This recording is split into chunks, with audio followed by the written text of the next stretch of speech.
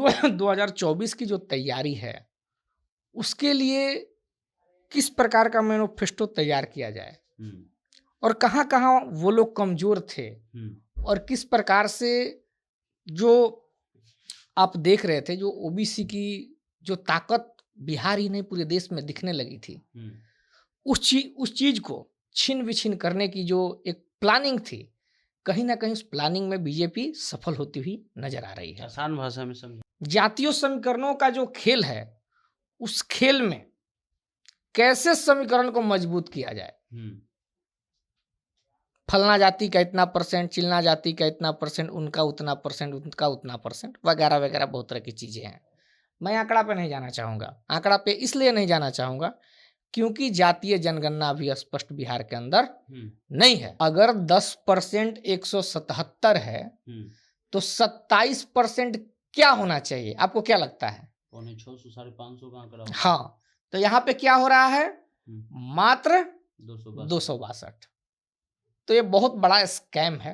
अगर एग्जाम में ऐसा स्कैम हो रहा है, रिजल्ट में ऐसा स्कैम हो रहा है, तो ओबीसी को कहीं ना कहीं रसातल में पहुंचाने का पूरा प्रयास है और ओबीसी रसातल में जा रही है। बिहार में राजनीति में एक भूचाल आया। उपेंद्र कुशवाहा, चिराग पासवान और मुकेश सहनी। ऐसा लग रहा है कि जिस प्रकार महागठबंधन के साथ कई पार्टियां हैं, उसी प्रकार जो है बीजेपी ये प्रोग्राम कर रही है, ये कार्यक्रम कर रही है कि मुकेश सहनी यानी मल्लाह का वोट, कुशवाहा यानी कोयरी का वोट और चिराग पासवान यानी पासवानों का वोट प्लस बीजेपी का वोट मिला करके 20, 25 और 24 के चुनाव में जो है महागठबंधन को बिहार में मजबूती से टक्कर देने का ये कार्यक्रम बनाया जा रहा है। हमारे साथ ओबीसी संघर्ष सेना के राष्ट्रीय अध्यक्ष हैं कुमुद पटेल साहब।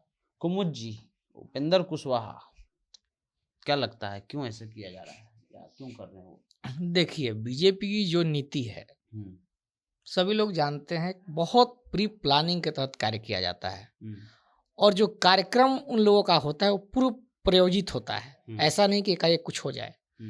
और किन्हें कहाँ से तोड़ के लाना है, समीकरण किस प्रकार से बनाना है, किस प्रकार से मतलब कि सिस्टम को सही करना है, क्योंकि तैयारी 2024 की चल रही है, सभी जैसा जानते हैं। और 2024 की जो तैयारी है उसके लिए किस प्रकार का मैनिफेस्टो तैयार किया जाए और कहाँ-कहाँ वो लोग कमजोर थे और किस प्रकार से जो आप देख रहे थे जो ओबीसी की जो ताकत बिहार ही नहीं पूरे देश में दिखने लगी थी, उस चीज को छीन विछीन करने की जो एक प्लानिंग थी, कहीं ना कहीं उस प्लानिंग में बीजेपी सफल होती हुई नजर आ रही है। आसान भाषा में समझाइए। देखिए, बिहार का जो राजनीति है आप भी जानते हैं और बिहार की जनता भी जानती है, जातीय समीकरणों का खेल है। जातीय समीकरणों का जो खेल है उस खेल में कैसे समीकरण को मजबूत किया जाए, फलना जाति का इतना परसेंट, चिलना जाति का इतना परसेंट, उनका उतना परसेंट, उनका उतना परसेंट, वगैरह वगैरह बहुत तरह की चीजें हैं। मैं आंकड़ा पे नहीं जाना चाहूंगा। आंकड़ा पे इसलिए नहीं जाना चाहूंगा क्योंकि जातीय जनगणना अभी स्पष्ट बिहार के अंदर नहीं है। और जब बिहार के अंदर जातीय जनगणना जब स्पष्ट नहीं है तो आंकड़ा का पता नहीं है। और देखिए, अभी हम एक कागज आपके सामने लिए हुए हैं। क्या है? देखिए, इसमें है एक एग्जाम हुआ था, स्टाफ सिलेक्शन कमीशन। हाँ, अच्छा, स्टाफ सिलेक्शन कमीशन का एक एग्जाम था। अच्छा, ठीक है। इसमें scientific assistant in India meteorological department examination 2022 IMD। हाँ, और ये आपके चैनल के माध्यम से मैं दिखाना चाहूंगा। एक बार इसको अच्छे से दिखाइए। क्या इसमें नया क्या है बताइए। देखिए, नया इसमें ये है कि कैटेगरीज वाइज वैकेंसीज हैं। जैसे SC के ले लें, ST के ले लें, OBC के ले लें, EWS के ले लें, UR के ले लें। 995। हाँ, टोटल 995 वैकेंसी हैं। और आप यहाँ पे देख पा रहे हैं कि मतलब EWS की संख्या 177 दिखा रही है। 177 EWS की संख्या दिखा रही है। OBC की 262 दिखा रही है। ठीक है, ये जो संख्या दिखाया गया है रिजल्ट में, अगर 10% 177 है तो 27% क्या होना चाहिए? आपको क्या लगता है? 600 550 का आंकड़ा। हाँ, तो यहाँ पे क्या हो रहा है? मात्र 262। तो ये बहुत बड़ा स्कैम है और अच्छे से दिखाइए इसको। जो भी लोग देख रहे हैं इसको अच्छे से देखेंगे कि जो ये रिजल्ट का प्रारूप है ये कहाँ तक सही है। तो ठीक है ना भाई, ओबीसी वाले को ऐसे भी थोड़ी नौकरी चाहिए, वो तो कहते हैं कि हमको राम मंदिर के लिए लड़ना है। आपका कहना 110% सही है, क्योंकि वही लोग हैं जो भगवान राम के नाम पे भाजपा को मजबूत करना चाहते हैं। हिंदू राष्ट्र की मांग हो रही है। हिंदू राष्ट्र की मांग इसलिए कर रहे हैं, कई बाबा भी मांग कर रहे हैं। तो बाबाओं के बारे में तो चर्चा मत कीजिए, क्योंकि अगर बाबाओं के बारे में चर्चा होने लगी, बहुत तरह के ऐसे बाबा थे जो क्या क्या गुल खिलाए हैं, उस पर ज़्यादा हम चर्चा नहीं करना चाहते हैं। लेकिन इतना हम स्पष्ट हैं कि अगर एग्जाम में ऐसा स्कैम हो रहा है, रिजल्ट में ऐसा स्कैम हो रहा है, तो ओबीसी को कहीं ना कहीं रसातल में पहुंचाने का पूरा प्रयास है और ओबीसी रसातल में जा रही है। हमें ये नहीं है कि आपने उन्हें क्या दिया, उनसे क्या लिया, लेकिन ओबीसी का जो जेन्युइन हक है उसको तो आपने मार दिया, उस चीज को तो आपने मार दिया। और ओबीसी के जो भी दिग्गज नेता देश के हैं उनको इस पे सोचना है।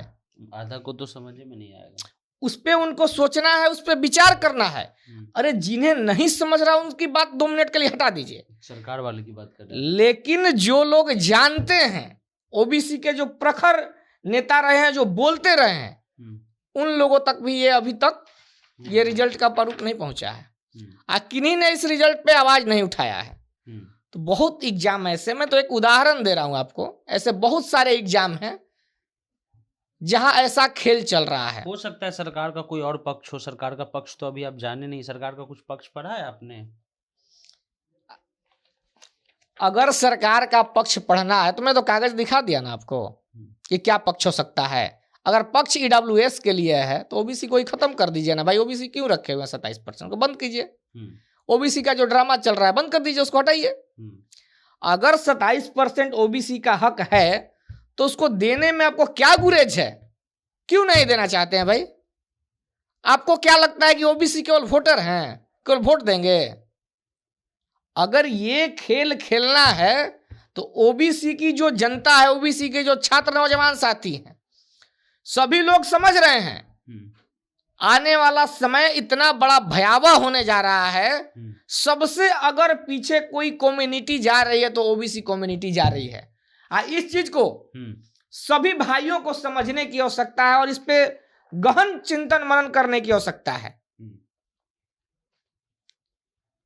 चलिए, तो इसको यहीं समाप्त करते हैं। ये लिस्ट कुमुद पटेल ने दी है, आप भी देख लीजिए। यहाँ पर 995 वैकेंसियाँ हैं और इनका कहना है कि जब आरक्षण जिस आधार पर है उस आधार पर लोगों को सीट मिलना चाहिए। 27% आरक्षण वाले को 262 सीट मिला है यानी ओबीसी को, और 10% यानी ईडब्ल्यूएस जो 10% आरक्षण है उनको मिला है 177। उसके अलावा एससी और एसटी के लिए भी है। लेकिन इनका सवाल है कि अगर 10% वालों को 177 मिला है तो ओबीसी का जो 27% है वो कम से कम जो है वो 550 पौने 600 के बीच का आएगा, लेकिन वो दिया नहीं गया है। इसको लेकर के आपत्ति है। इन्होंने एक बात और सच कहा कि ओबीसी के जो नेता हैं सही में वो चुप हैं, वो उनको समझ में भी नहीं आएगा। वो अपने एजेंडा के लिए, अपने बेटा के लिए काम करते हैं और उसके लिए ही वो राजनीति करते आएंगे। फिलहाल जनता जंक्शन आप देखते रहिए।